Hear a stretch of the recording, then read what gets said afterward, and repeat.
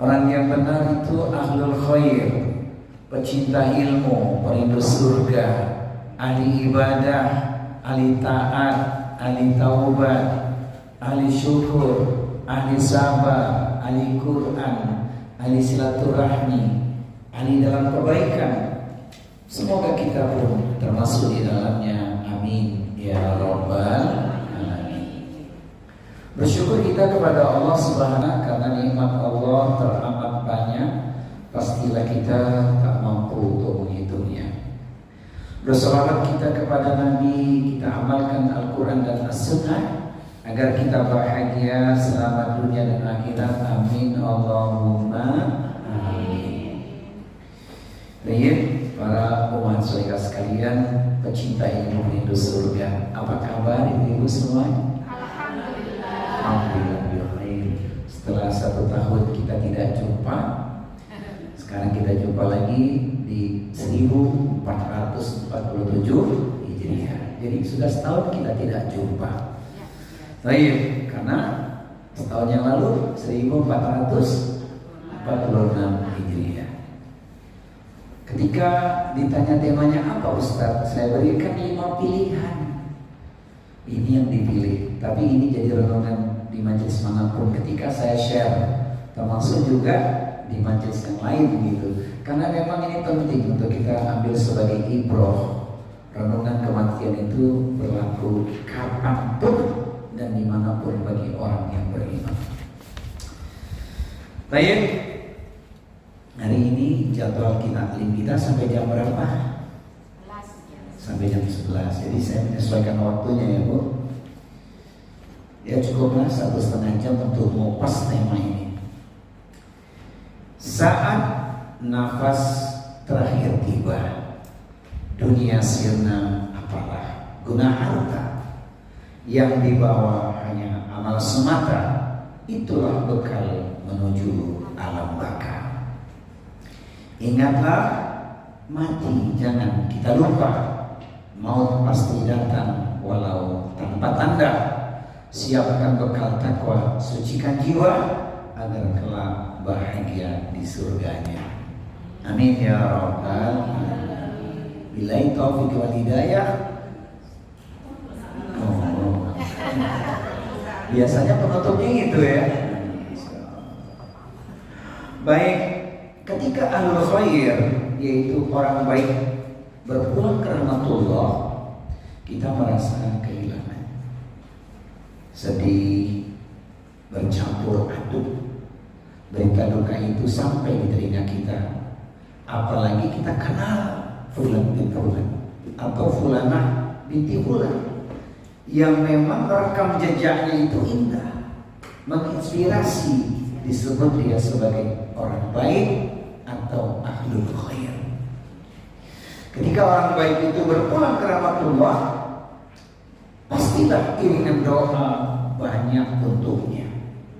Di antara doanya, Allahumma ighfir lahu warhamhu wa'afihi wa'fu anhu wa akrim nuzulahu wa wasi' madkhalahu wa ghasilhu bil ma'i wal thalji wal barad.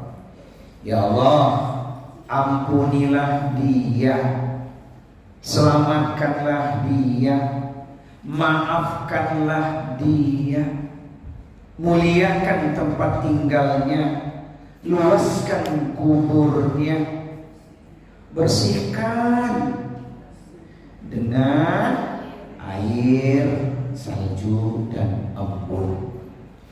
Kita mendoakan dengan tambahan doa yang kita sangat akrab, itu di Quran surat Al-Hasyr, surat yang ke-59, ayatnya ada di nomor 10. Rabbana ighfir lana wa li ikhwanina alladhina sabaquna bil iman wa la taj'al fi qulubina ghillan lil ladzina amanu rabbana innaka ra'ufur rahim.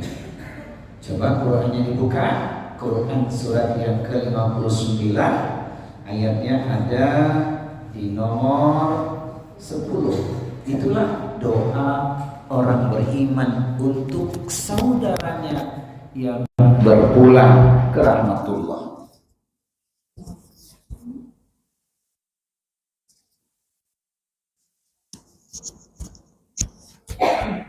Silakan Bu, Quran surat 59 ayat 10 artinya.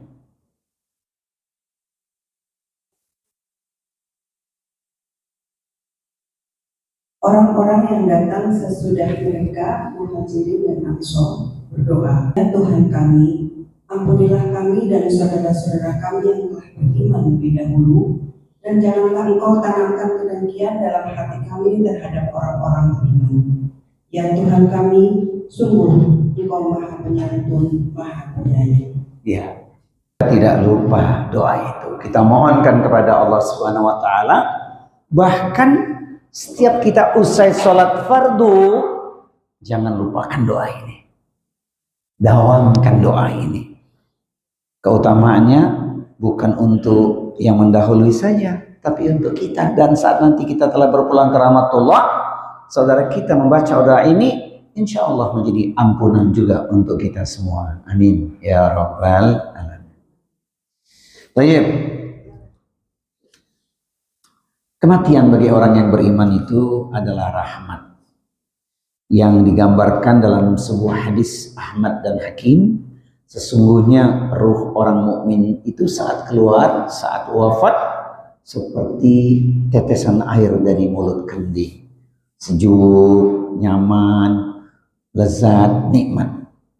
Dan ayatnya kalau kita buka di Quran surat An-Nazi'at ayat yang kedua disebutkan bahwa malaikat mencabut nyawa dengan lemah lembut kepada orang yang beriman. Wanasyitati nashta, dan demi malaikat yang mencabut nyawa dengan lemah lembut. Penjelasannya, anasyitot berasal dari kata nashta yang berarti melepaskan ikatan dengan lembut. Maksudnya adalah malaikat yang mencabut nyawa orang-orang beriman dengan penuh kelembutan dan kemudahan, seperti melepas ikatan tali sutra. Bandingkan kalau yang berpulang adalah orang kafir, orang zalim, orang munafik, itu sangat berat. Yang digambarkan pohon berduri dibungkus dengan kain sutra, kemudian ditarik sekeras-kerasnya. Alangkah pedihnya, maka sakratul maut itu betul-betul keras. Di ayat awal An-Nazi'at ayat pertamanya, wanazi'ati gharqa, dengan keras. Na'udzubillah min dzalik, tsumma na'udzubillah min dzalik. Baik. Ketika ada orang beriman berpulang ke rahmatullah, sering kita mengatakan ini orangnya baik. Ada tanda-tanda husnul khotimah dan kita merasakan. Nah, di antara tanda-tanda ciri-ciri husnul khotimah akhir kehidupan seorang mukmin itu menurut ajaran Islam, kita melihat, pernah merasakan juga, Masya Allah, ada di hadapan kita, luar biasa. Di antara tanda tersebut adalah yang pertama, dia mampu mengucapkan kalimat tauhid, la ilaha illallah. Man akhiru kalamihi la ilaha illallah dakhalal jannah. Itulah kata Rasulullah SAW. Barang siapa akhir ucapannya adalah la ilaha illallah, maka dia masuk surga. Hadis riwayat Abu Daud dan Ahmad. Yang kedua, tanda di antara ciri-ciri husnul khatimah orang beriman saat berpulang ke rahmatullah adalah wafat dalam keadaan dirinya beribadah. Sedang sholat, sedang puasa, sedang berzikir, sedang membaca Al-Quran, dan puncaknya kita melihat, mendengar berita yang viral itu, berpulang ke rahmatullah dalam keadaan bersujud. Ini luar biasa. Ini diantaranya ya. Dan masih banyak kisah-kisah lain yang kalau kita ungkapkan begitu banyak sedang beribadah. Salah satu diantaranya yang cukup viral saat hari Idul Adha, seorang mantan pendeta, dia dikatakan sebagai kristolog yang perjuangannya luar biasa. Banyak para ustadz memberikan komentar yang luar biasa berpulangnya seorang Al-Ustadz Yahya Waloni tersebut. Saat berkhutbah Jumat, di khutbah Jumat yang kedua di hari yang luar biasa 10 Zulhijjah, hari Idul Adha, ribuan manusia muslim mendoakan beliau. Ini luar biasa.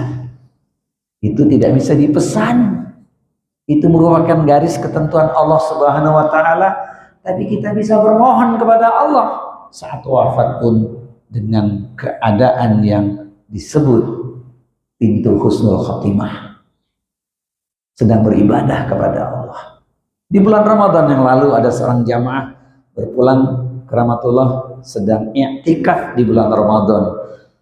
Almarhum baca Quran, tidak lama kemudian berbaring sejenak berpulang ke Rahmatullah. Dan masih banyak kisah-kisah lain orang-orang soleh itu berpulangnya begitu mudah. Maka pelajaran buat kita semua adalah seorang muslim, orang beriman bisa berpulang ke Rahmatullah di atas kebiasaan baiknya. Perhatikan ibu-ibu salihah sekalian, orang beriman bisa berpulang ke Rahmatullah di atas kebiasaan baiknya. Sedang sholat, sedang zikir, sedang puasa, bahkan sedang sujud, sedang baca Al-Quran. Pendek kata, kematian yang didambakan husnul khotimah.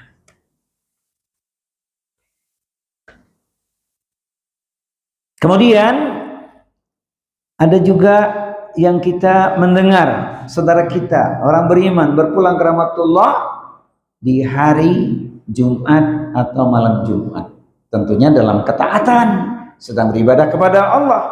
Nabi bersabda, tidaklah seorang muslim meninggal dunia pada hari Jumat atau malam Jumat kecuali Allah lindungi dari fitnah kubur. Tentunya berpulangnya dalam keadaan beribadah, sedang melakukan ketaatan kepada Allah Subhanahu wa taala. Oleh karena itu, jangan abaikan malam Jumat, hari Jumat, banyaklah kita zikrullah. Selain lafaz-lafaz zikir yang kita sudah biasa mengamalkan, tentu Al-Quran tidak lepas dari genggaman kita. Pastikan malam Jumat atau hari Jumat kita membaca Quran surat Al-Kahfi. Baik, ini ringkasnya. Kemudian yang keempat, tanda ciri-ciri orang beriman berpulang ke Rahmatullah dengan tanda husnul khotimah adalah berpulang wafat karena penyakit tertentu. Sakitnya tidak menghalangi dia untuk beribadah. Sakit tetap beribadah. Meninggal karena wabah atau penyakit perut, itu ada hadisnya, hadis Muslim. Meninggal dalam keadaan tenggelam, safarnya safar fisabilillah, begitu kan?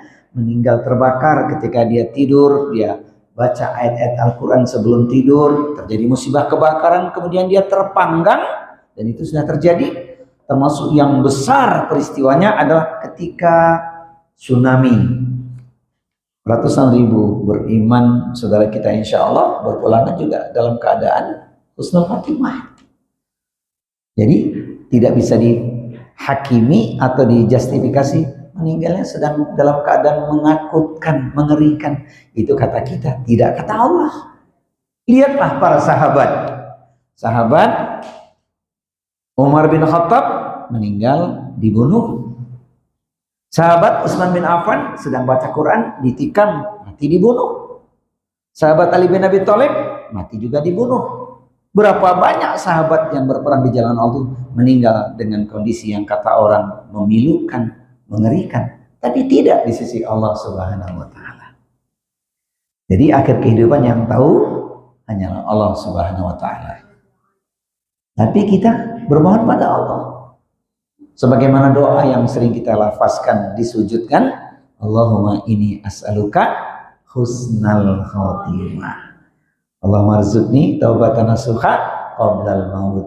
Allahumma ya muqallibal qulub tsabbit qalbi ala dinik. Doa itu nanti akan kita ulang di penutup kajian kita. Baik, ada lagi meninggal memang syahid dia, yaitu di medan perang. Ini luar biasa.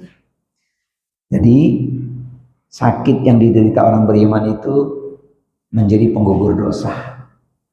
Saya pernah menyampaikan hadis ini dan perlu saya ulangi lagi hadis ini. Ma yusibul muslima min nasobin wala wasobin wala hammin wala husnin wala adha wala ghammin hatta syaukati yusyakura illa kafrahu biha min khotoyahu. Tidaklah satu musibah yang ditimpakan pada diri setiap muslim, penderitaan, sakit, kesedihan, gangguan, gundah hati, bahkan sekalipun duri yang menusuknya, kecuali menjadi penghapus dari dosa-dosa dan kesalahan-kesalahannya. Bunda salingah sekalian, apakah semuanya sedang sehat sekarang nih? Tapi saya lihat wajah-wajah asam urat banyak di sini. Geraknya sudah mulai kurang nyaman. Kolesterolnya 240 ya. Asam uratnya 9. Sakit jadi penghapus dosa ketika kita sabar, ridho, dan tetap ibadah. Itu yang paling penting. Jadi pilih mana? Sehat dosa bertambah atau sakit dosa diampuni? Bunda salihah sekalian, enakan mana? Sakit dosa diampuni atau sehat dosanya bertambah?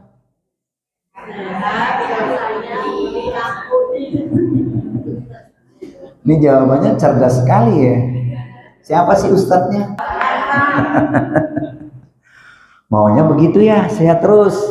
Tapi ketika sakit ingat, diampuni dosa. Dengan sebab saat sehat ibadahnya maksimal. Jadi tidak tiba-tiba sakit lantas dosa diampuni. Tidak demikian. Saat sehat kita gunakan untuk ibadah. Waktu sakit kita tetap dapat pahala. Karena amalan itu sudah biasa kita lakukan. Tidak mungkin kita tidak punya niat untuk beribadah. Itu yang dimaksud. Tidak tiba-tiba. Nanti sakit aja dosa diampuni. Nggak bisa begitu. Waktu sehat, ibadah kita jaga. Yang sering saya katakan Bu, malam yang indah, pagi yang cerah, hati bahagia tak pernah resah, senang dan susah alhamdulillah. Karena tiap malam tahajud untuk ibadah. Alhamdulillah. Saya lihat ahli tahajud semua di sini. Amin ya. Baik. Yang kelima. Wafat dalam keadaan sedang berjihad, berdakwah atau menyampaikan ilmu syar'i dan juga yang sedang thalabul ilmi. Insyaallah kita termasuk di dalamnya. Dan kisah itu terjadi di sebuah majelis ilmu, saudara kita berpulang ke rahmatullah. Oleh karena itu, semangat terus kita hadir di majelis ilmu. Alhamdulillah, ya Bu. Man salaka tariqan yaltamisu fihi ilman sahalallahu bihi tariqan ilal jannah. Siapa orangnya yang menempuh jalan untuk mendapatkan ilmu syar'i, maka Allah akan mudahkan jalannya untuk mendapatkan surga. Ini yang luar biasa. Mudah-mudahan thalabul ilmi kita ini menjadikan kita makin bertakwa. Amin ya rabbal alamin. Kemudian yang selanjutnya, yang keenam, seorang berpulang ke rahmatullah meninggal dalam keadaan sabar dan ridha menerima takdir Allah. Ujiannya bertubi-tubi, tapi dia tetap sabar. Dia ingat surat cinta Allah Subhanahu wa taala. Untuk yang ini boleh dibuka Quran surat 39. Quran surat 39 ayatnya ada di nomor 10. Di ujung ayat tersebut Allah sebutkan bagaimana besarnya cinta Allah dengan apresiasi bagi ahli sabar. Innama yuwaffas sabiruna ajrahum bighairi hisab. Boleh dibaca lengkap terjemahannya? Quran surat 39 Az-Zumar ayatnya ada di nomor 10.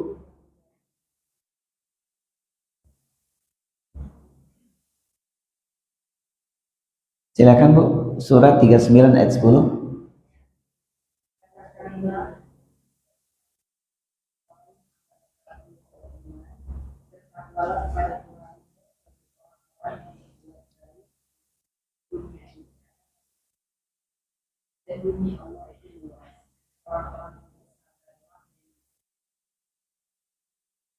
Innama yuwaffas sabiruna ajrahum bighairi hisab. Hanya orang-orang yang bersabarlah yang diberikan kepadanya pahala yang luas tanpa batas. Maka jangan katakan, sorry bro, kesabaranku sudah. Jangan katakan itu. Sabar itu luar biasa. Masya Allah. Sabar dalam taat, menjalani apa yang Allah perintahkan. Sabar menjauhi perbuatan dosa atau maksiat. Dan yang tidak kalah penting adalah sabar menerima ketentuan Allah Subhanahu wa taala yang orang sering mengatakan sebagai musibah. Kita termasuk orang-orang sabarkah? Insya Allah. Saya lihat juga wajah-wajah sabar semua di sini. Amin. Semoga bukan cuma di sini, di rumah juga sabar. Di sini mah sabar, di rumah sabar juga. Alhamdulillah. Baik. Kemudian yang ketujuh, nah ini yang luar biasa. Yang ketujuh, kehidupannya dipenuhi amal soleh. Fulan bin Fulan, Fulanah binti Fulan, dia dikenal orang yang jujur, orang baik, orang yang sabar, orang yang menginspirasi banyak orang, tidak suka berkeluh kesah, dan taat agama. Kita pasti pernah Bu mendapati saudara kita yang seperti ini. Setelah dia tidak ada, makin wanginya tercium, makin semerbak harumnya. Ternyata Fulan bin Fulan banyak amal yang dia tebar dimanapun. Pasti ada. Ya Allah, beliau itu setelah tidak ada, baru kelihatan banyak orang bercerita. Masya Allah, beliau itu sangat dermawan, tawadu, ilmunya luas, hartanya banyak, tapi tidak sombong. Orang baik. Nah, itulah yang disebut ahlul khair. Sehingga kalau kita ingat tuh syairnya seorang sahabat Ali bin Abi Thalib, kita terinspirasi. Waladatka umuka yabna adama bakian wan nasu haulaka yathakuna sururo. Ibumu wahai Bani Adam telah melahirkanmu dalam keadaan engkau menangis, sementara orang-orang di sekitarmu tertawa bahagia. Kita sudah merasakan saat anak lahir, yang sudah punya cucu, saat cucu lahir, tetangga lahiran, kerabat lahiran, atau siapapun yang kita dengar, pasti suasananya bahagia. Orang-orang di sekitarnya tertawa. Si bayi nangis, tandanya hidup. Kalaupun ada air mata yang mengalir saat itu, pasti air mata bahagia, bukan air mata duka. Itulah pembuka syairnya. Penutup syair itu yang membuat kita tersentuh. Fa'mal liyaumika antakuna idza bakau fi yaumi mautika dhahikan masrura. Maka jadilah engkau orang baik. Do your best. Do right now, kata jamaah Asyifa. Sehingga di hari kematianmu orang-orang menangisi kepergianmu, sementara engkau tertawa bahagia, engkau genggam gelar husnul khotimah. Bunda Solihah sekalian, udah atau belum?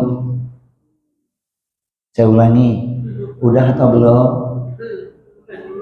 Kenapa belum? Kita masih hidup. Tapi orang-orang soleh yang sudah mendahului kita itu ya, namanya dikenang, diingat, ya orang baik.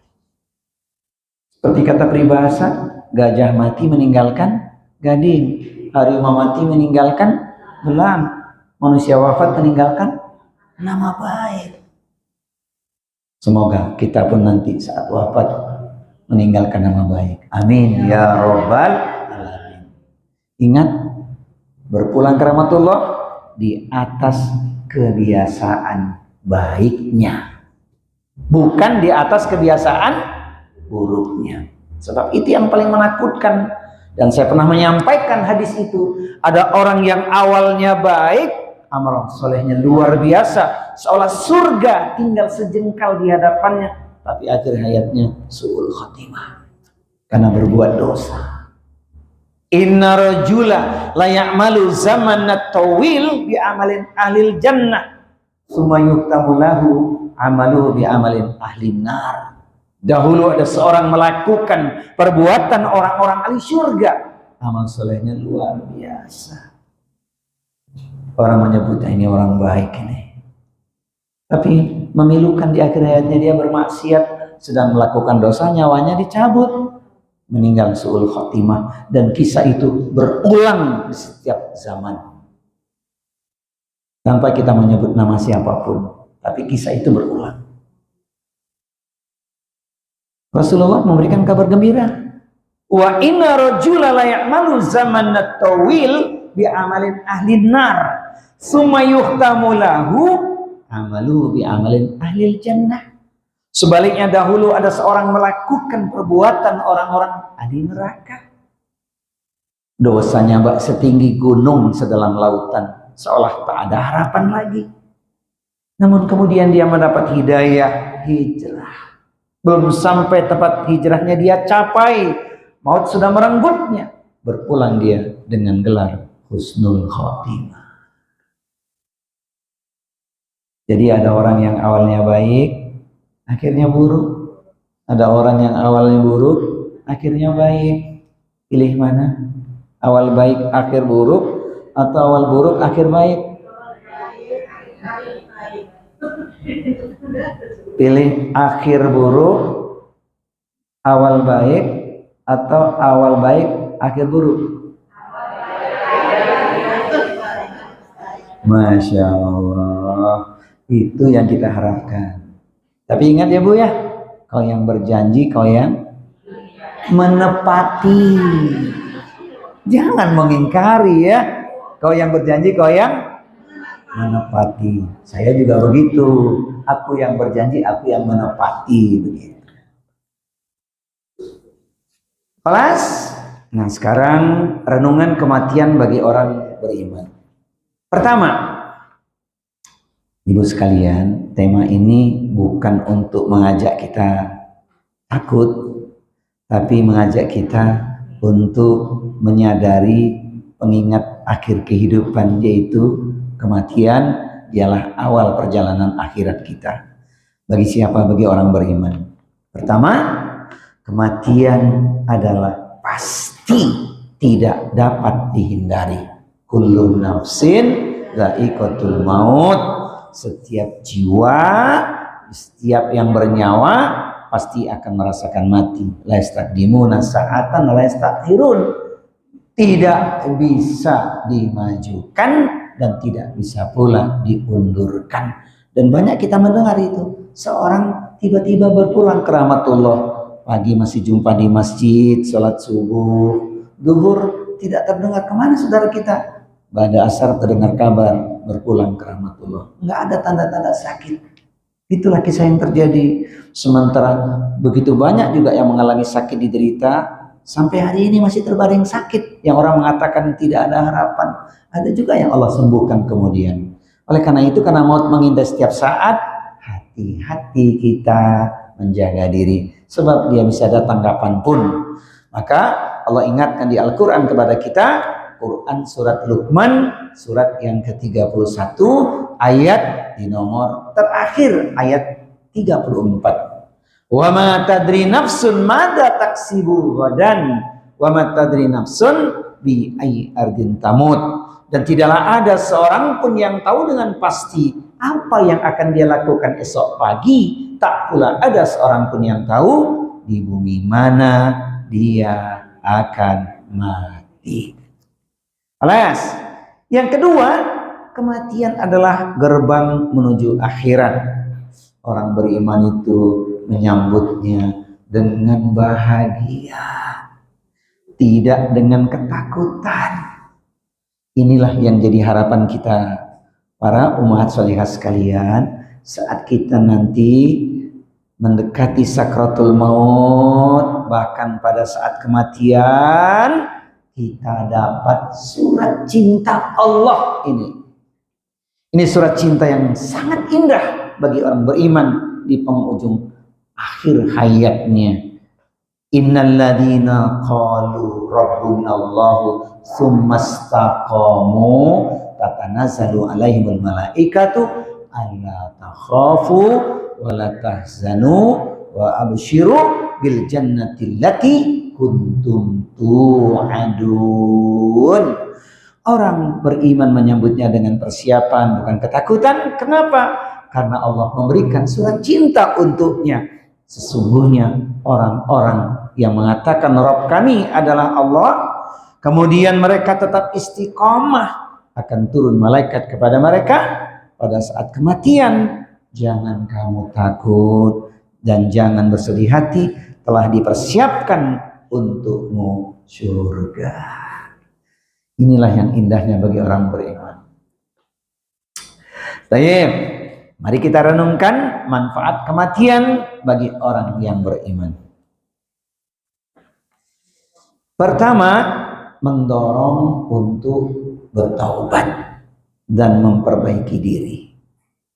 Ingat mati, ingat taubat, sebab merasa dosa banyak. Ingat mati, ingat islah, memperbaiki diri, karena kita merasa belum cukup bekal menghadap kepada Allah Subhanahu wa Ta'ala. Maka Allah perintahkan pada orang beriman itu supaya bertaubat. Ya ayyuhalladzina amanu tubu ilallah taubatan nasuha. Itu ayatnya luar biasa. Itu di ayat Quran, suratnya surat At-Tahrim, surat yang ke-66, ayatnya nomor ke-8. Itu ayatnya luar biasa ya. Nah, di ayat lain Quran surat An-Nur surat 24 ayat 31 Allah berfirman, dan bertobatlah kalian semua kepada Allah, wahai orang-orang yang beriman, agar kalian beruntung. Mengapa Bu bertobat itu jadi bikin kita beruntung? Karena dengan bertaubat Allah akan merubah kehidupan kita menjadi lebih baik. Itu yang luar biasa. Yang ini ayatnya boleh dibuka. Quran surat 25. Al-Furqan ayatnya ada di nomor 70. A'udzu billahi samiil alimi minasyaitonir rajim. Illa man taba wa amana wa amila amalan sholihan fa ulaika yubaddilullahu sayyi'atihim hasanat wa kanallahu ghafurur rahima. Quran surat Al-Furqan surat yang ke-25 ayat di nomor 70. Silakan dibaca terjemahannya. Kecuali orang-orang yang bertaubat dan beriman dan mengerjakan akan kesehatan mereka di dalam Allah dan Allah merubah kehidupan kita, Bu, dari buruk menjadi baik. Ditutup keburukan kita dengan asbab apa? Taubat. Karena taubat itu bukan sekedar lip service. Tobat yang lengkap itu adalah tobat lisan, tobat hati, tobat anggota badan. Itu artinya dia meninggalkan perbuatan dosa, menyesali atas apa yang telah dia lakukan, berjanji tidak akan melakukan kembali sekuat tenaganya, dan mengisi sisa umurnya dengan ketaatan kepada Allah Subhanahu wa Ta'ala. Lisannya mengucapkan kalimat mohon ampun, astaghfirullah, istighfar yang banyak, hati muncul rasa sesal yang dalam atas dosa yang dilakukan, kemudian punya azam yang kuat, berjanji tidak akan melakukan kembali, dan beramal dengan sungguh-sungguh. Taubat vertikal dan taubat horizontal. Vertikal, mohon ampun kepada Allah atas dosa yang dilakukan kepada Allah. Taubat horizontal adalah menyelesaikan urusan kepada makhluk ketika dia memiliki kesalahan atau beban atau tanggungan kepada orang lain. Nah, itu ada.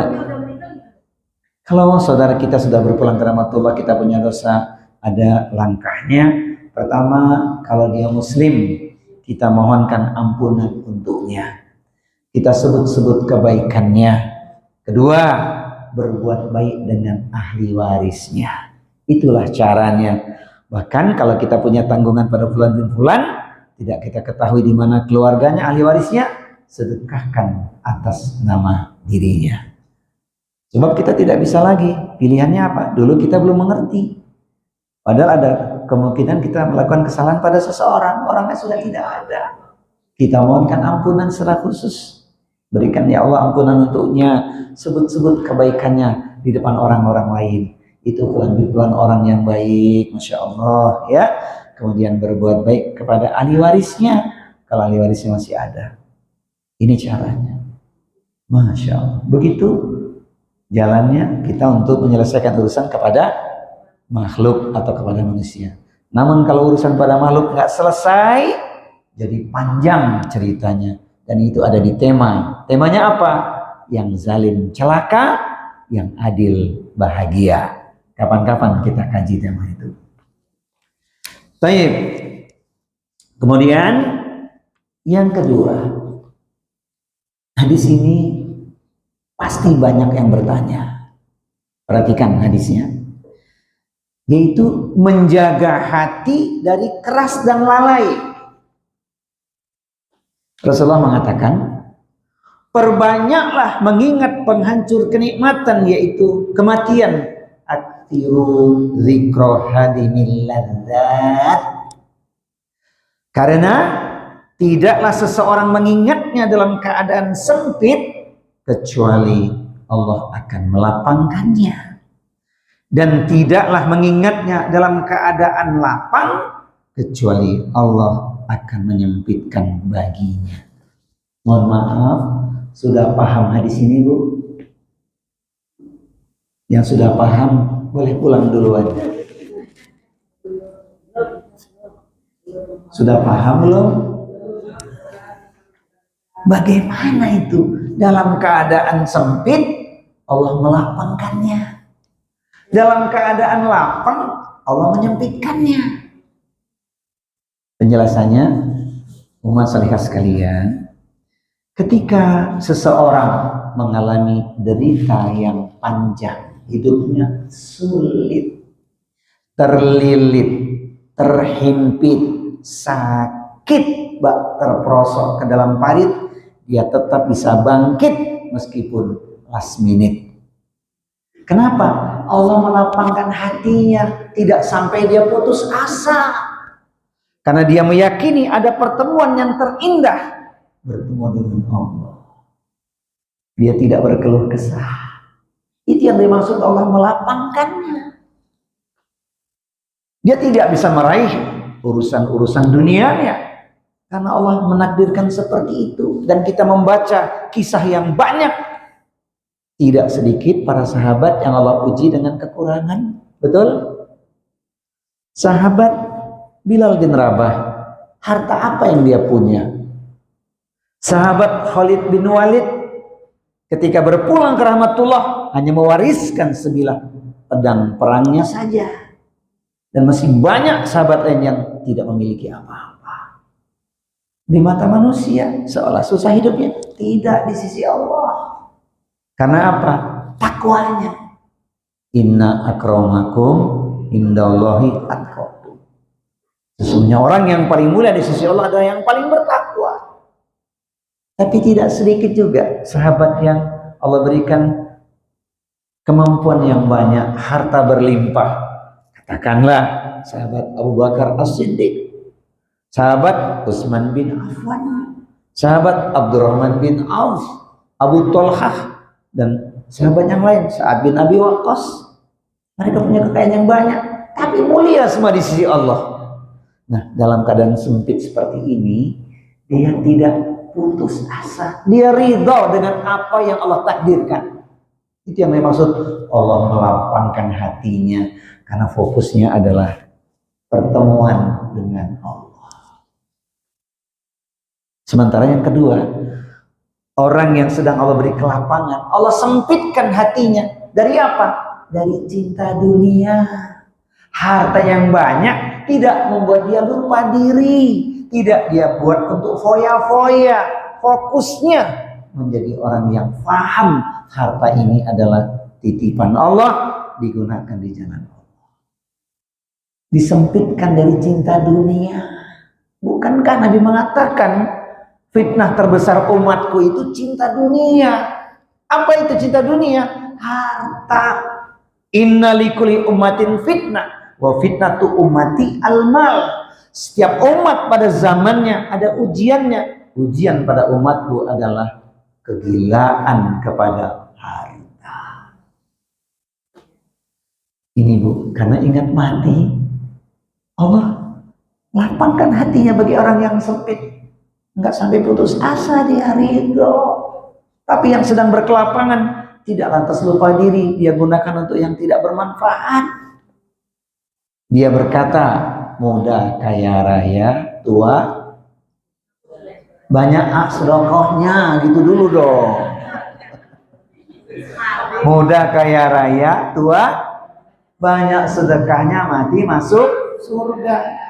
Jangan orang yang sono mengatakan muda kaya raya, tua foya-foya, mati tersiksa. Maaf, Bunda Salihah sekalian, pilih mana? Banyak harta, hati sempit, atau sedikit harta, hati lapang?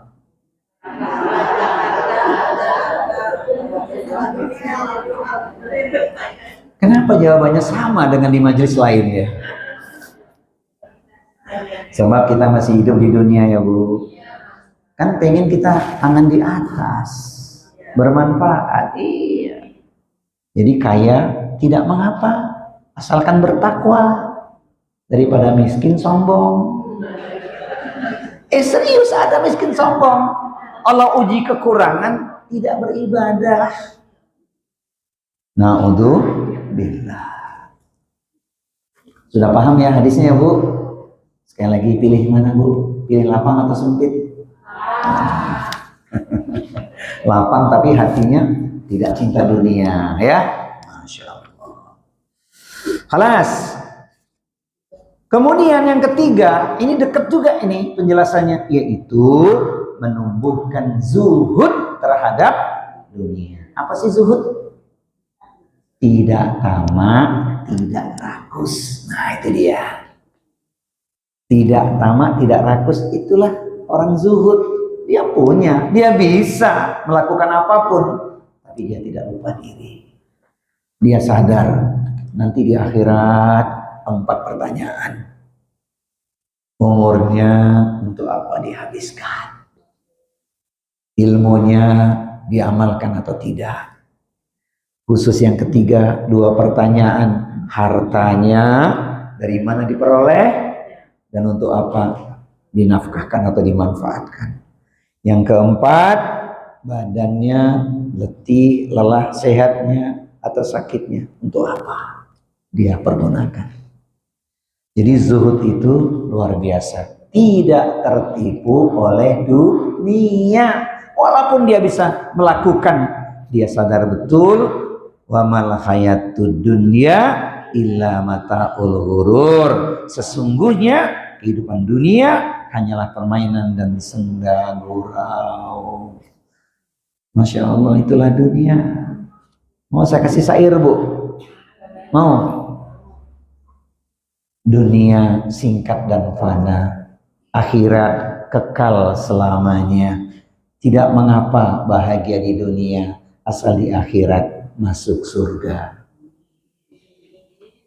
Ada yang protes nggak? Dunia singkat dan fana, akhirat kekal selamanya. Tidak mengapa bahagia di dunia, asalkan di akhirat masuk surga. Ada yang protes? Protes dong. Cocok ya, Bu? Jadi nggak apa-apa bahagia di dunia itu tak apa-apa, asalkan di akhirat. Daripada menderita di dunia, di akhirat masuk neraka. Nah, itu. Kemudian yang keempat, menjadi motivasi memperbanyak amal. Orang yang cerdas adalah mereka yang menghisap dirinya dan beramal untuk kehidupan setelah mati. Jadi ingat mati, Bu, motivasinya bertambah. Apalagi yang berpulang itu orang soleh gitu ya. Ya Allah, aku amalannya belum seperti dia, masih jauh ketinggalan di belakangnya gitu kan. Tumbuh motivasi. Itu karena memang cerdas itu harus kita miliki. Yang Rasul mengatakan al-kayyisu mandana nafsahu wa amila lima ba'dal maut wal ajizu manittaba'a hawahu wa tamanna 'ala Allah. Orang yang cerdas adalah orang yang sibuk menghitung, menghisap dirinya. Dia sibuk melihat aib kekurangannya, kemudian beramal sebagai persiapan untuk hari kematiannya. Sementara orang yang rapuh, orang yang lemah adalah orang yang memperturutkan hawa nafsunya dan berangan-angan Allah akan mengampuni dosa-dosa dan kesalahan-kesalahannya. Kita termasuk yang cerdas ya, Bu ya. Amin ya rabbal alamin. Bukan untuk menyombongkan diri, itu harapan kita, termasuk orang yang cerdas. Sibuklah memperbaiki diri, tidak sibuk melihat aib kekurangan orang lain. Jangan gampang memvonis, menjatuhkan ungkapan yang tidak tepat pada siapapun, karena kita tidak pernah tahu akhir kehidupan seseorang. Lebih baik kita perbaiki diri, tapi bukan berarti tidak peduli. Kalau saudara kita melakukan kesalahan, ada ruang mengingatkan, ingatkan dia, karena kita bersaudara. Innamal mu'minuna ikhwatun, muslim itu bersaudara. Tapi niatnya yang lurus, mengingatkan saudara kita bukan untuk menjatuhkannya, bukan untuk merendahkannya, tapi kita ingin mengingatkannya, kita ingin menolong. Sebagaimana ketika kita salah, senang kita diingatkan saudara kita. Siap? Gitu ya, Bu. Jadi nggak apa-apa kita ingatkan saudara kita kalau dia sedang lalai, sedang lupa. Tapi ketika kita diingatkan, terima juga. Ya, kan kita ingin mendapatkan kebaikan dari pertemanan dengan siapapun. Apalagi orang beriman. Masya Allah, bersahabatnya tentu karena Allah. Kemudian, saya ingin ayat satu lagi, Bu, dibaca ini, Bu. Ini penting banget. Kalau dibuka Quran surat 28. Inilah motivasi kita beramal. Quran surat 28 ayatnya ada di nomor 77. A'udzu billahi samiil alimi minasyaitonir rajim. Wabtaghi fima atakallahu daral akhirah wa la tansa nasibaka minad dunya wa ahsin kama ahsanallahu ilaika wa la tabghil fasada fil ardi innallaha la yuhibbul mufsidin. Apa dan artinya?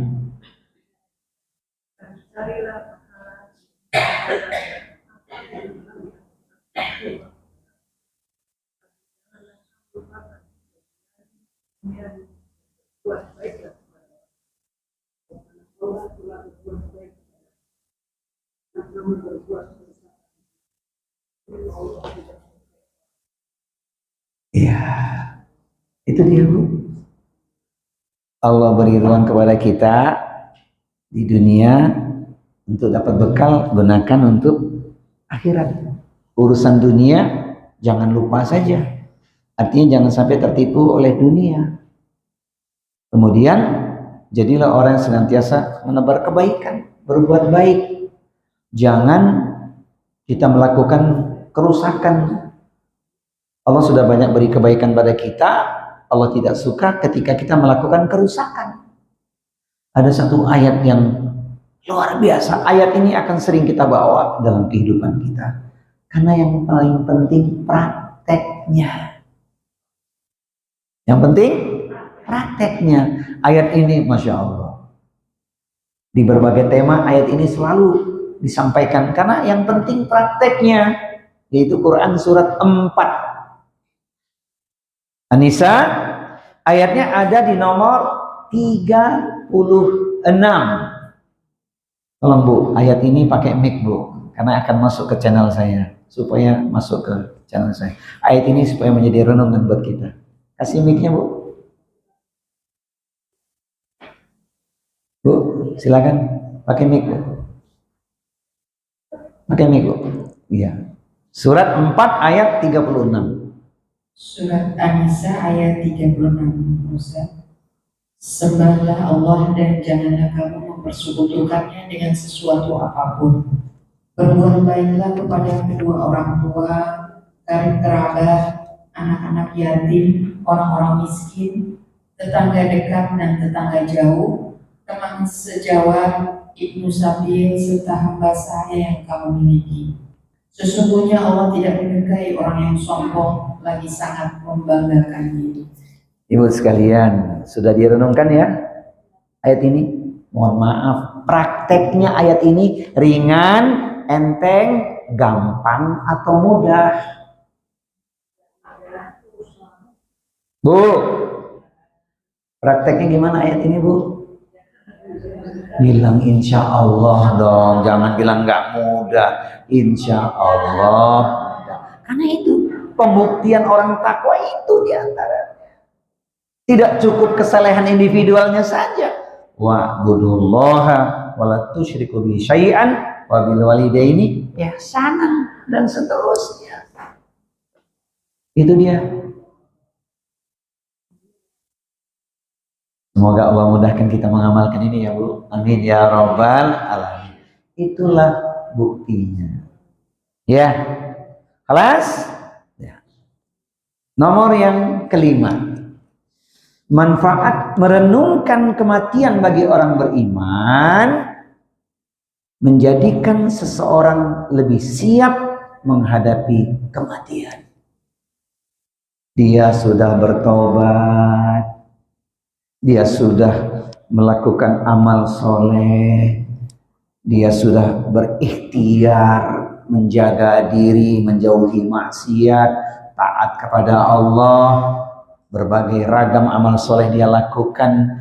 Dia ingat betul pada waktunya pasti kembali kepada Allah Subhanahu wa Ta'ala. Dan ayat ini kita baca kembali, terjemahan lengkapnya boleh dibuka. Kullu nafsin dha'iqatul maut wa innama tuwaffawna ujurakum yaumal qiyamah faman zuhziha 'anil nari wa udkhilal jannah faqad faz wa mal hayatud dunya illa mata'ul ghurur. Silakan terjemahan lengkapnya.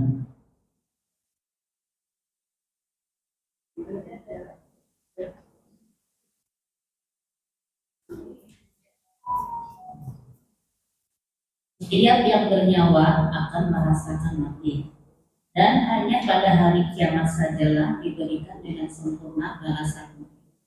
Barang siapa dijauhkan dari neraka dan dimasukkan ke dalam surga, sungguh dia memperoleh kemenangan.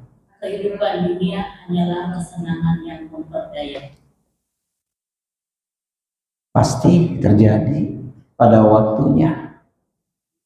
Orang yang mendapatkan sukses besar, disebut oleh para ulama sukses abadi adalah ketika seseorang sudah pasti masuk surga, kemudian bebas dari neraka.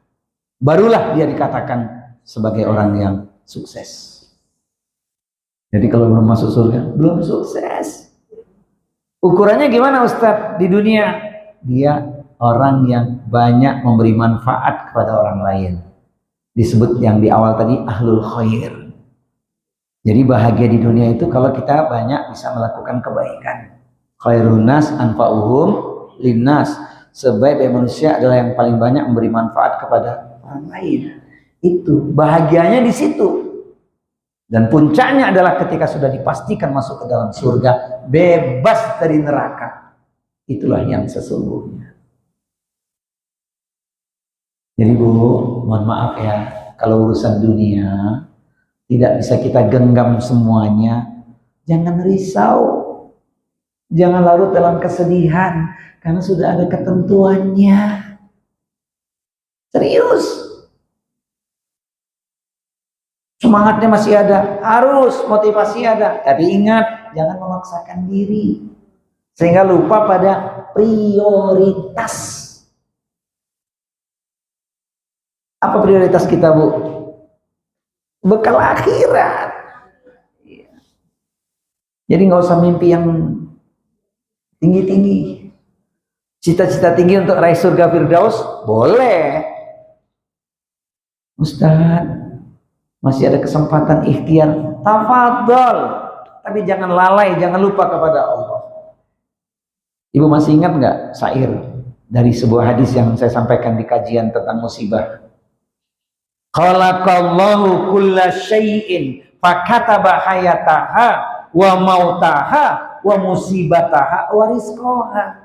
Bahwa segala sesuatu yang telah Allah ciptakan dituliskan 4 perkara. Hidupnya, matinya, musibahnya, rizkinya. Apa yang kita pahami dari ini hadis Tirmidzi, sahih ini hadis. Apa yang bisa kita pahami, Bu? Hidup sedang kita jalani. Mati pada waktunya, nanti pasti terjadi. Musibah sudah datang silih berganti, seolah tiada henti. Namun rizki ada setiap hari, bahkan sampai saat ini. Betul nggak? Ibu tahu nggak rizki itu yang paling besar? Puncak rizki tahu nggak? Wah, itu temanya khusus, Bu. Temanya samudra rizki. Kapan-kapan ya? Mau dikasih bocorannya nggak?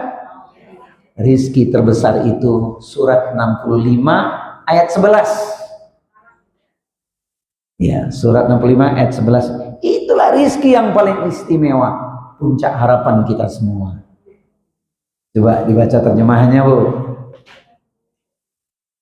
Surat At-Tolak ayat 11. Ya.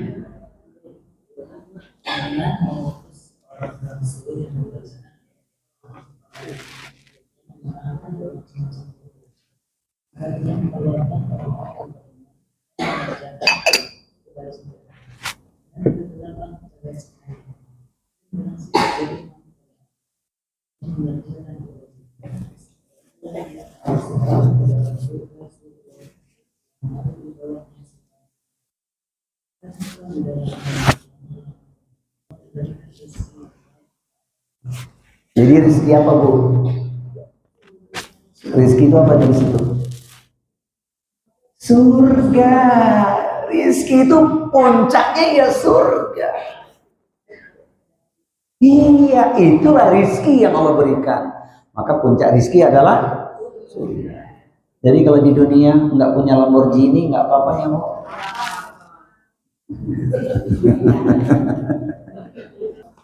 Nggak apa-apa, Bu. Ya, nggak punya apa lagi, Bu? Nggak usah dipikirin. Alhamdulillah ala kulli hal. Ini mohon maaf nih ya, Rasul mengatakan 3 hal kalau sudah kita miliki, bak surga rasanya. Maksudnya sudah punya dunia gitu. Bak seperti gitu. 1, kondisi yang aman dan nyaman. Alhamdulillah. Di sini mah aman nyaman, nggak banjir. Wah. Alhamdulillah, banjir berkah ya. Nah, 2, bisa beribadah. Walaupun kesehatannya itu relatif ya Bu ya, tapi tetap mengatakan nikmat beribadah. Yang 3, kalau ada yang dimakan pada hari ini, gali nih, itu bak surga sudah. Nyaman, aman, bisa ibadah, ada yang dimakan, Masya Allah. Karena tidak sedikit orang yang diberi Allah karunia berlimpah tidak merasakan itu. Mohon maaf ya Bu ya, ini bahasanya Ustadz Anwar nih. Ada orang hartanya banyak, makan tak enak, tidur tak nyenyak, susah bergerak, hati bergolak, takut disidak, keluar rumah nanti ditembak. Gimana mau tenang hidupnya? Nah, tuh kita tidak sebut siapapun, tapi kondisi itu terjadi. Saya lihat ibu-ibu di sini mah aman-nyaman aja ini, bisa ibadah semua. Ada yang dimakan hari ini kan Bu? Yuk makan bareng yuk. Alhamdulillah. Bagi saya Bu, jauh di mata, dekat di hati. Yang ditakutkan tuh apa Bu? Dekat di mata, jauh di kaki. Paham nggak Bu? Dekat di mata, jauh di kaki. Rumah dekat tapi nggak pernah silaturahmi. Nah itu yang repot. Ya, mestinya dekat di mata, dekat di hati, dekat di kaki gitu ya. Baik. Jadi merenungkan kematian bukan membuat takut tanpa harapan, tetapi menyeimbangkan antara harapan disebut roja dan rasa takut. Wajar Bu punya rasa takut itu, berharap dan rasa takutnya kepada Allah dengan harapan nanti saat kita berpulang mendapatkan rahmat Allah, itu surganya. Apa bekal terbaiknya? Wa tazawwadu fa inna khairaz zadi taqwa. Berbekallah dan sesungguhnya sebaik-baik bekal adalah takwa. Wattaquni ya ulil albab. Bertakwalah kepadaku kata Allah, wahai orang-orang yang berakal.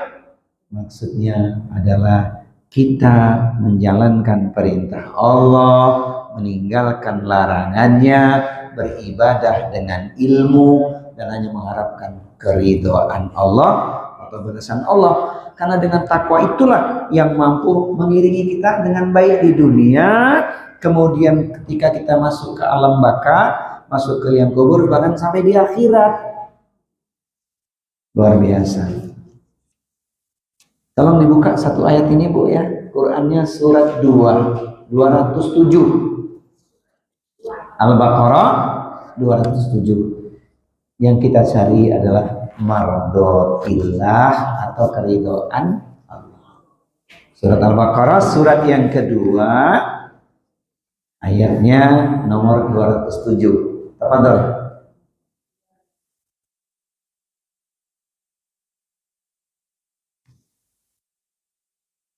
Surat 2 207.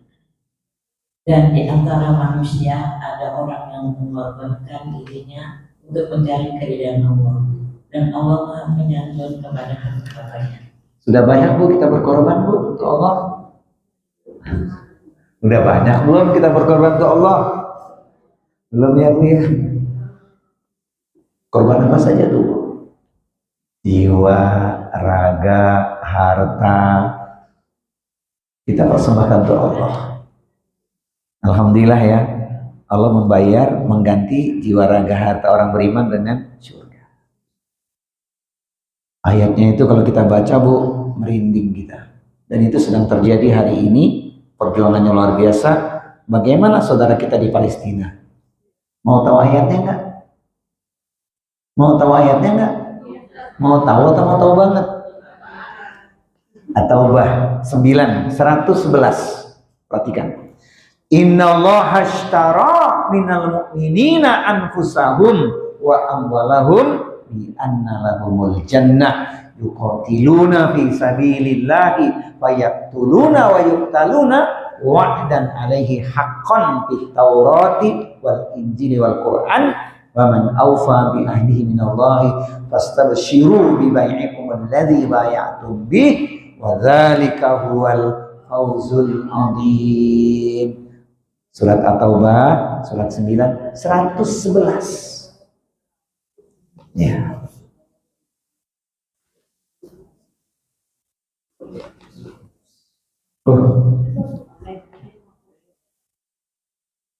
Yuk, silakan Bu. Sesungguhnya Allah memberi dari orang-orang mukmin, baik diri maupun harta mereka, dengan memberikan surga untuk mereka. Mereka berperang di jalan Allah, sehingga mereka membunuh atau terbunuh, sebagai janji yang benar dari Allah di dalam Taurat, Injil, dan Al-Quran. Dan siapakah yang lebih menepati janjinya selain Allah? Maka bergembiralah dengan jual beli yang telah dilakukan itu, dan demikian itulah kemenangan yang agung. Ya. Jadi Bu, kita berkorban. Pikiran, tenaga, waktu, letih lelah kita jangan risau. Karena yang kita cari keridhaan Allah. Allah membayar, mengganti dengan balasan yang terindah.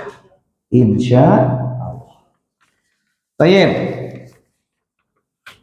Maka dengan takwa amal menjadi diterima, hidup menjadi terarah, dan kematian menjadi mulia. Hadis berikut ini menyadarkan kita sekaligus sebagai renungan juga. Tidaklah seorang meninggal dunia melainkan akan menyesal. Jika ia orang baik, ia menyesal kenapa tidak menambah amalnya. Jika ia orang jahat, ia menyesal karena tidak bertobat. Hadis riwayat Tirmidzi Hasan. Berarti kita punya kesempatan ini untuk menambah amal. Memang begitu. Padahal kalau ditanya, Bu, nanti pengen masuk surga apa? Namanya minta, boleh-boleh saja kan, namanya cita-cita Bu ya. Pengennya Firdaus, dapatnya surga Aden. Alhamdulillah, karena tetap dengan orang-orang soleh gitu ya. Maka selagi punya kesempatan, tambah amal kita. Selagi sehat, maksimalkan, raih cintanya Allah. Sebab amalan-amalan kita itu yang sudah kita lakukan tidak cukup. Maksudnya apa Bu? Amal fardiyah, amal wajib kita tuh tidak cukup. Sholat fardu 17 rakaat, cukup enggak? Kenapa Nabi menyampaikan dalam hadis Bukhari, wa ma yazalu abdi yataqarrabu ilayya bin nawafil hatta uhibbahu, dan hambaku yang terus menerus mendekatkan dirinya kepadaku dengan amalan-amalan sunnah, termasuk salat-salat sunnah, maka aku semakin mencintainya. Itu artinya 17 rakaat kita tidak cukup. Zakat kita keluarkan 2,5%, kan setahun sekali. Hariannya alladzina yunfikuna fis-sarra'i wad-dharra, berinfak dalam keadaan lapang atau sempit. Puasa Ramadan setahun sekali. Sementara puasa sunnah begitu banyak terbentang, setiap bulan ada kekhususannya. Minimal 3 hari bisa puasa dalam sebulan, minimal. Apalagi di hari-hari khusus yang kemarin kita sudah lalui, bulan haram. Ya, sekarang bulan Syawal. Hari ini tanggal 4 Syawal. Ya, Zikir, zikir terbesar, sholat. Setelah sholat, tilawah Al-Quran. Cukup? Belum cukup. Ada zikir terikat, zikir yang tidak terikat, zikir pagi, zikir petang. Masya Allah. Jadi ruang-ruang kebaikan itu manfaatkan selagi kita bisa. Insya Allah.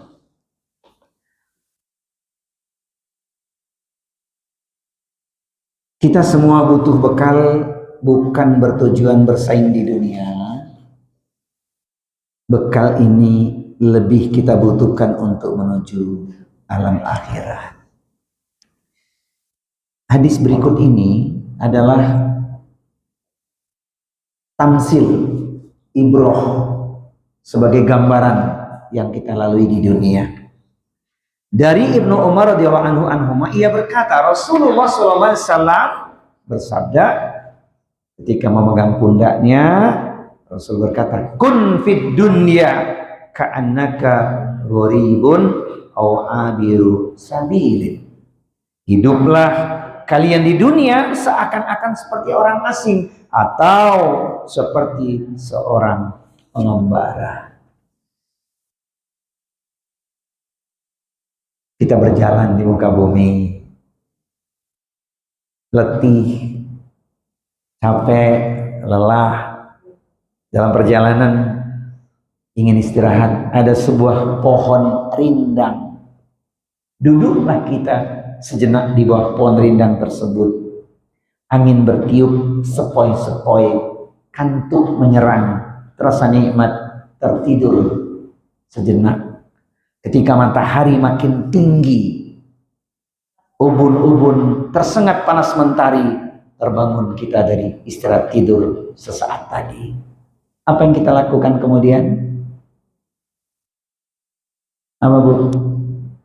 Masih pengen duduk di situ atau kita lanjutkan perjalanan? Iya, itulah analoginya. Hidup di dunia seperti kita berjalan, capek, berhenti sebentar. Ada pohon rindang, kita istirahat. Tak lama kemudian kita bangun, kita lanjutkan perjalanan. Jadi dunia sebentar ya. Itulah analoginya. Karena kita akan menuju negeri abadi, negeri akhirat yang kekal selamanya. Nah, seorang yang dikatakan musafir, pengembara, pasti perlu bekal. Kalau nggak ada bekal bagaimana nanti? Nggak sampai di tujuan. Pulang ke Surabaya aja. Ada orang Surabaya di sini? Yang paling dekat aja deh Bu. Kemana Bu? Bandung. Ke Cikarang Bu ya. Pernah Bu ke Cikarang jalan kaki? Siap jalan kaki? Itu analogi aja Bu. Apalagi negeri abadi akhirat, panjang perjalanannya, lewat nanti Siratal Mustaqim lagi. Ya Allah karim. Maka kalau nggak beramal rugi kita. Ya. Orang asing namanya Bu ya. Perlu bekal kita. Yang di awal tadi sudah disebut bekal takwa. Masya Allah. Kesimpulannya, takwa adalah bekal utama menuju kematian yang husnul khotimah dan menyelamatkan di akhirat. Maka perbanyaklah amal, bersihkan hati, menjaga keikhlasan, dan terus belajar untuk menjadi orang yang bertakwa. Karena kita masih hidup, tetap masih belajar dari waktu ke waktu. Apa sebab Bu? Sebab setan tidak akan tinggal diam. Segala cara dia ingin menggelincirkan kita. Disulap begitu indah. Akhirnya apa? Lepas kita. Tolong dibuka. 15:39. Quran surat Al-Hijr surat 15 ayat di nomor 39.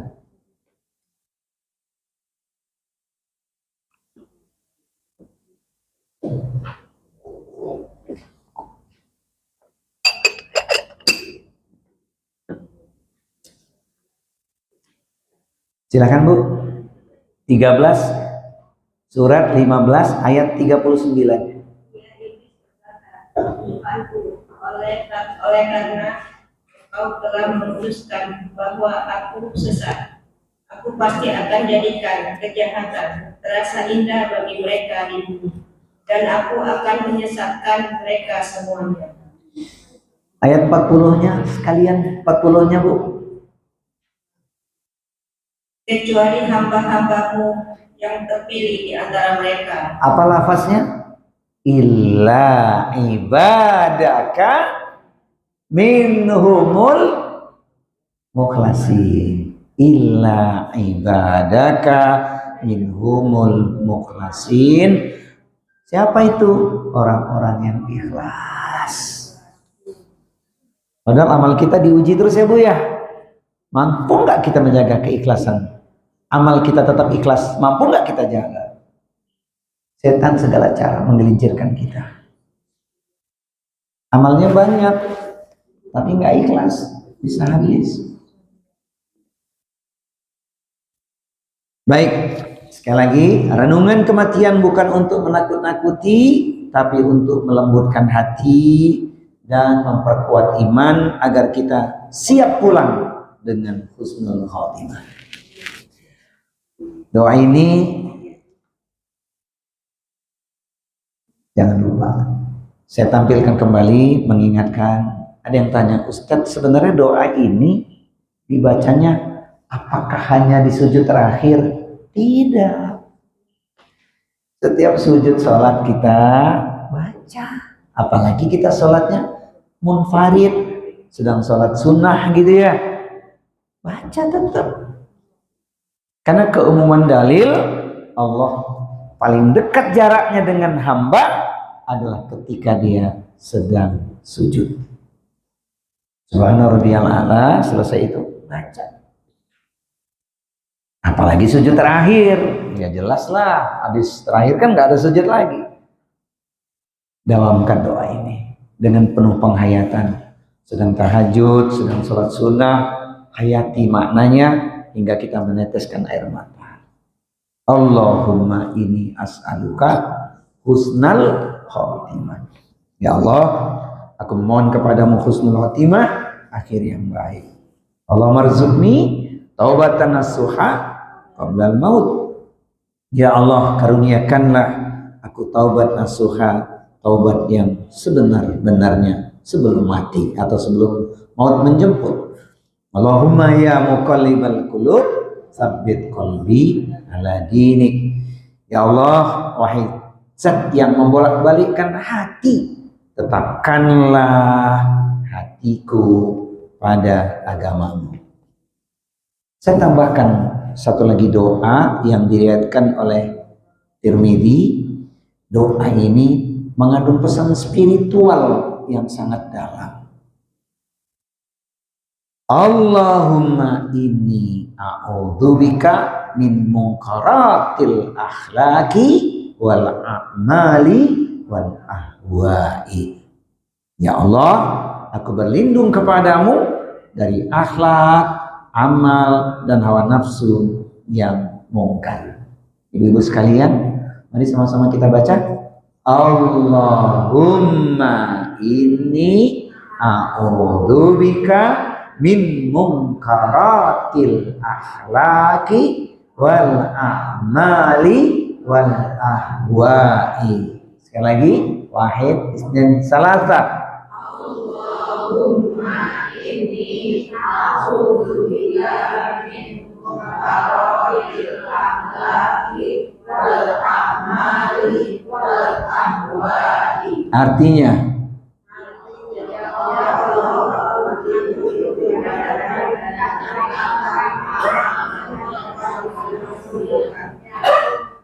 ya Allah,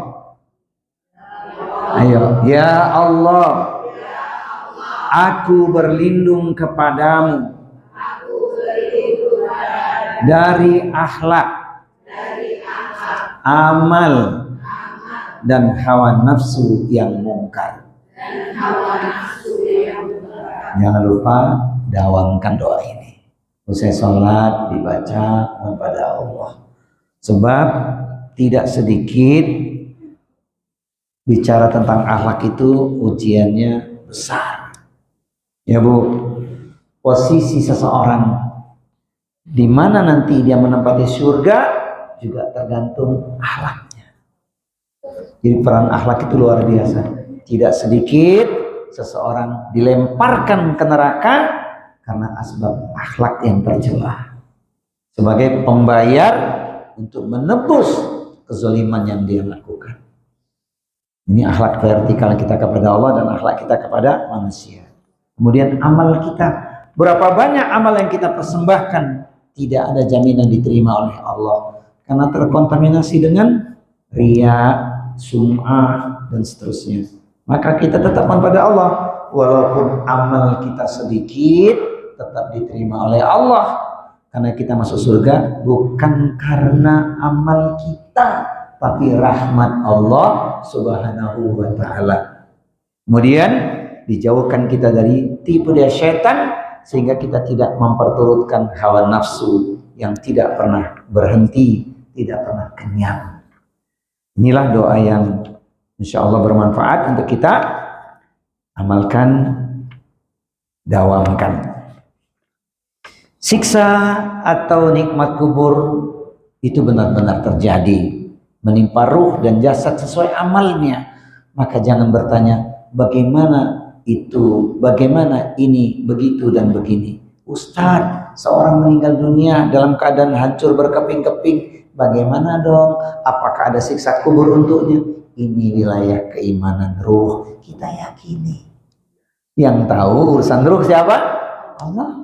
Tapi nikmat kubur, alam barzakh, siksa kubur itu ada. Maka kita berdoa kan di penghujung sebelum kita usai salam, Allahumma inni a'udzubika min adzabi jahannam wa min adzabil qabri wa min syarri fitnatil mahya wal mamati min syarri fitnatil masiihid dajjal. Ruh yang baik tempatnya di tempat yang tinggi yang digambarkan di pohon-pohon surga. Imani saja karena urusan ruh yang tahu hanyalah Allah. Coba lihat ayat 1 ini. Quran surat 17. Ayat di nomor 85.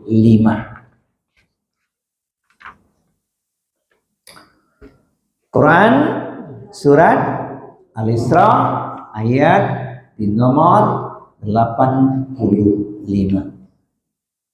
Yas'alunaka 'anir ruh, ruh min amri rabbi. Ya, silakan.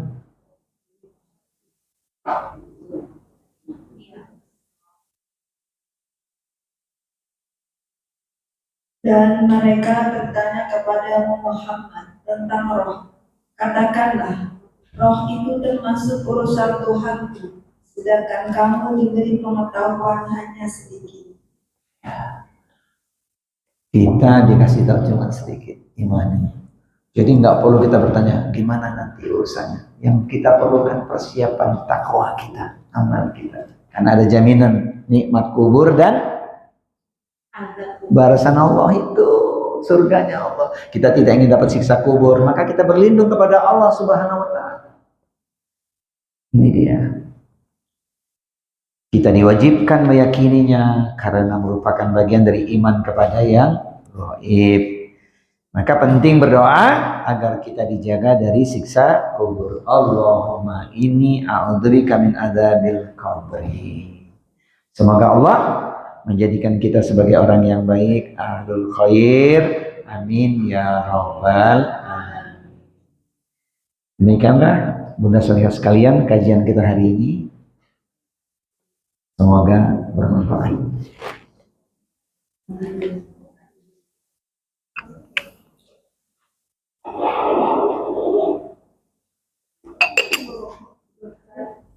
Tafadhol.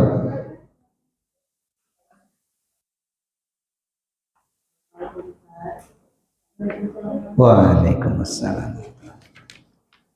Jadi saya tadi di halaman 2 saya melihat kalimat kita harus menyeimbangkan antara harapan kerja dan rasa takut atau khauf agar hidup berarah dan hati berhubungan. Maksudnya Ustaz ini kaitannya di mana Ustaz? Dan ini contoh keluarga di mana di Ustaz? Kita ngomongin Allah maksudnya adalah. Ya. Ada dua sisi dalam hidup ini. Orang punya harapan, harus. Tidak boleh putus harapan. La tai'asu min rohillah. Tidak boleh putus asa dari rahmat Allah. Tapi rasa takut tetap harus ada. Takutnya kepada siapa, Bu? Pada Allah. Disebutkan di banyak ayat, rasa takut itu ada. Dan kalau orang beriman menyikapinya dengan benar, harapannya ada, rasa takutnya juga tetap ada. Supaya apa? Taat pada Allah. Lihat Quran surat yang ke-8 ayat yang kedua. Innamal mu'minuna alladzina idza dzukirallahu wajilat qulubuhum wa idza tuliyat alaihim ayatuhu zadathum imanan wa ala rabbihim yatawakkalun. Coba baca dulu Quran surat 8 ayat yang kedua.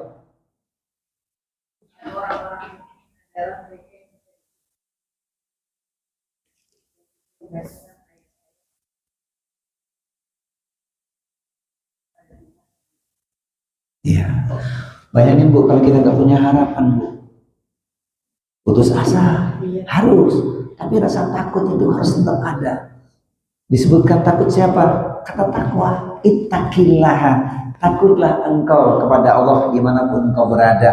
Ya kalau kita takut kan kita tidak melanggar aturan Allah, tapi tetap kita punya harapan. Harapannya apa? Roja, bersandar kepada Allah Subhanahu wa Ta'ala. Jangan hanya punya harapan tapi tidak punya rasa takut. Harapannya ada terus ngejar dunia gitu, tidak takut dengan rambu-rambunya. Jangan. Allah itu luas dengan kasih sayangnya. Jadi selalu ada dalam hidup kita ini harapan dan rasa takut. Disebut nama Allah saja gemetar hatinya. Dibacakan ayat Allah bertambah kuat imannya. Tapi akhirnya gimana? Hanya kepada Allah mereka bertawakal atau berserah diri. Jadi tetap harus punya roja dan khauf. Orang beriman mesti itu dulu. Nanti setelah ada roja, ya Bu, ada roja rasa pengharapan tadi, rasa khauf, tumbuhlah puncaknya apa itu? Mahabbah, rasa cinta kita kepada Allah. Bukankah kecintaan yang paling tinggi adalah ketika kita mencintai Allah? Artinya kita tegakkan syariat Allah. Kita nggak akan sampai pada tingkat mahabbah kalau tidak punya roja, tidak punya khauf. Siapa tuh yang paling banyak Bu? Yang paling takut pada Allah? Ya pastinya ya surya teladan terbaik. Bayangin Bu, sudah dijamin ahli surga, tapi amalannya luar biasa, ya kan? Nggak punya dosa, maksum, tapi sholat malamnya hampir semalam suntuk hingga betisnya bengkak-bengkak. Bagaimana dengan kita ini? Ini contoh ya Bu ya. Jadi tumbuhkan rasa harap kita kepada Allah dan tetap ada rasa takut kepada Allah supaya kita tidak melanggar aturan Allah. Itu Bu jawabannya ya. Punya rasa harap, punya rasa takut. Saya mau nanya Bu, kalau semua suami takut atau taat? Sama suami takut atau taat? Oh, taatnya. Kalau suami sama istri?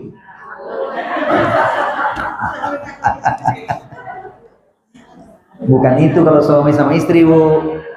Takut atau sayang, itu yang saya maksud. Kalau sampai suami takut istri mau bahaya ya. Emang istri menakutkan apa? Nah, gitu. Gitu ya Bu. Itu pengalaman pribadi. Jadi Bu ya, jaga roja kita, rasa harap kita harus ada, rasa takut kita harus ada. Itu Bu. Supaya kita selamat. Kalau kita putus harapan bahaya Bu. Jangan sampai putus harapan. Allah menjanjikan kan. Sampai pun seseorang sudah melampaui batas, tetap dia harus punya harapan. Enggak boleh dia putus harapan. Enggak boleh. Putus harapan ya putus asa itu. Sekalipun dia sudah melampaui batas, Allah masih kasih kesempatan tuh sekali, maksudnya saat nafas dia belum sampai di tenggorokan, Jadi orang belum sampai di tenggorokan tuh masih ada harapan. Allah akan ampuni dosanya kalau dia bertobat. Ada. Masih ada? Dan satu lagi ya. Oh iya. Satu lagi ya. Ini Ustaz, tingkat keimanan antara Allah dan Ya, itu masing-masing ada definisi yang saling melengkapi. Jadi tidak bisa dijustifikasi satu saja.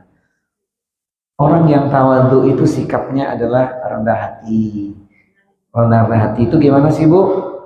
Dia menyadari zat yang paling tinggi adalah Allah. Dia tidak akan memiliki sifat kiber. Apa sih yang dikatakan tawadhu itu? Tawadhu itu adalah rendah hatinya apa? Menerima kebenaran, tidak memandang rendah orang lain.